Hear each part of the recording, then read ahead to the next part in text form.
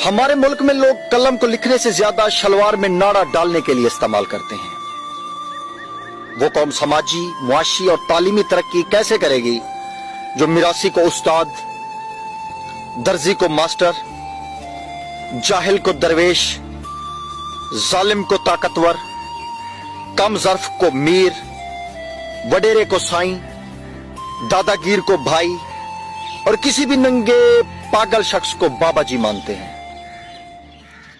हमारा ताल्लुक एक ऐसे मुनाफिक मुआशरे से है जहां इख्तलाफ रखो तो बदतमीजी, सच बोलो तो बेअदबी, चुप रहो तो मुनाफकत और हकायक बताओ तो नाराजगी।